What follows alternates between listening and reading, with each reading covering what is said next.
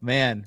But again, I don't get angry. I don't get. I just it's a pitiable situation, and I don't mean that to like flex on the guy. I just mean, yeah, like I would hate to be in that position. Oh my I God, really no, would. dude. I'm like, I'm so happy for. First of all, I don't even feel 36. It's just like a number to me. Hmm. But it is. I guess the number is real, right? But I don't know. My life is so good, and like I'm Yeah, just so happy. Like I'm at peace mentally. You know what I mean?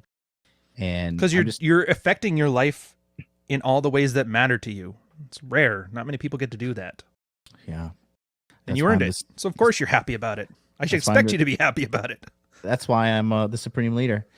Uh, but this is why I think I've come to this conclusion too that most people won't do what we have done to just be properly educated as a man to live a good life, in my opinion.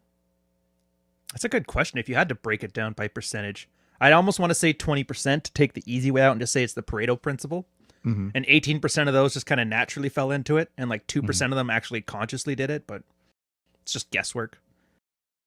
I don't know. Yeah, Most guys are just made to be a meat shield for the rest of us, so I guess I can't fault them too much for it. yeah. My mom always said, "World needs ditch diggers too," you know, and it's true. I've And actually dug ditches. That's the worst thing. You oh ever man, dug I have ditches for a too. living? Dude, you ever dig post? You know, you have to dig the post thing.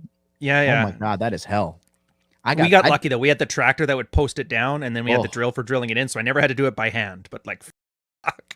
we had the post thing, and I splintered my fucking hand on Ew. the wood going into the ground. That Oh, you was had the old school, like the hammer, like the tube with the hammer at the top, and you just have to. it's like a pair of scissors. Like you stab it into the ground, you like rip it open, you Oh, pull it dude, up, you stab it into a rip. It's oh God, it's awful. doing it with hand tools? Are you nuts? Yeah, I'm from Florida. Yes, I am. Fair enough. They should have bought you guys a John Deere. Jesus. Oh man, I did that for a while. That work will make you a man. I think that's Um, why you're kind of appreciative of what you have now. There's a lot of guys who have money like you, but they're just children about it because I don't yeah. think they know how hard money is when you're the ditch digger. Oh God, they have no idea. No, I used to Hmm. wash dishes at Olive Garden and Ale House, and being a slave is awful. I've been a slave, and now I'm not. Yeah, Um, so okay, what would you say? Like, how you've been in a relationship now 12 years? something like that. 12, 13, 11. I Yeah, stopped keeping count, but yeah, it's definitely more than a decade. I'd say yeah. 12. And so the way things are going, like, do you ever get like, well, they talk about all these typical, typical things like betatization. Do you think your wife has betatized you? Tries, but that's instinct. Dude, Franco talks about that in Practical Female Psychology. It's in my sidebar series where it's Mm-hmm. those constant tests to see if that attraction is still there.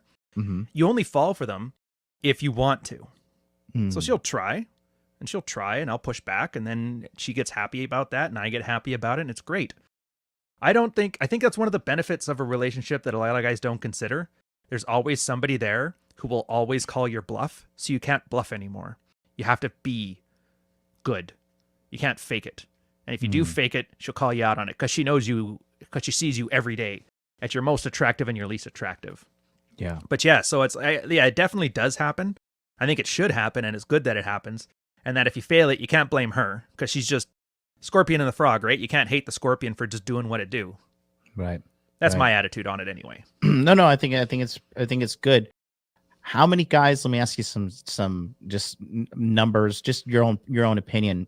Hmm. What opinion do you have when I say what percentage of guys fail the betatization test in relationships?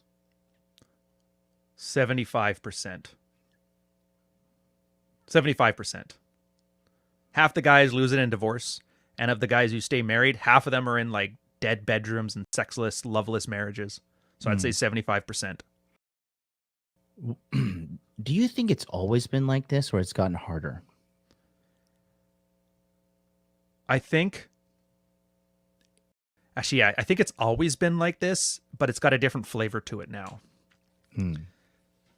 Like there was always battle axe wives. There was always chicks leaving their husbands in divorce. Dude, people forget about this when they talk about how divorce law is what ruined everything, the no-fault divorce. In the 70s and the 60s, I had Nick at Night as a kid growing up, and it used to be so common, it was a trope. Me too. Remember the ones, they'd always be an episode of like, Laverne and Shirley or whatever, where the girl loves this guy and they want to get married, but she has a confession. Actually, I'm still married. I left my husband 3 years ago, but we got to go. And the whole series premise was that you have to go to the ex-husband and convince him to get a divorce. Oh, no. People were leaving each other all the time back then. The only difference was with at-fault divorce, you could leave, but you forfeit your right to remarry. So people left all the time, and they'd have like, concubine cohabitation relationships, but it was always not talked about because you can only divorce somebody in the case of them beating you, being an alcoholic or a gambler or some shit like that, right?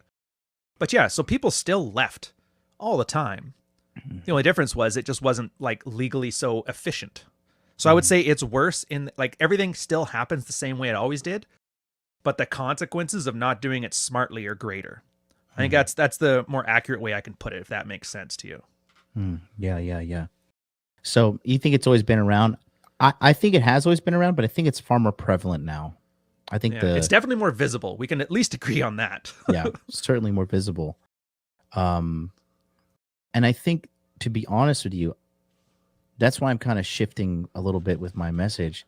I think that this is the hardest part of the red pill for these guys, maintaining a relationship, because that's what the majority of these guys want. When you get them outside of, I just want to bang a bunch of girls, want to fuck a lot of girls. Really, the majority of these dudes, what they want is relationship. They want mom. They want mom, but sex. Yes. And I think that's the problem. What girl would you can imagine that if some guy's like, I want you to act like my mom and love me for who I am. It's like you're putting her in a weird position, man. Yeah, a very bad, weird position. Yeah. I would say this though, right? I think that this is the number one thing that they are in need of, and realizing, looking inside their hearts and inside themselves, like, why do I want mom? Like, mom don't love me, like, because as much as daddy issues there are out there, there's a lot of mommy issues too. Oh, there's the real epidemic, not this COVID.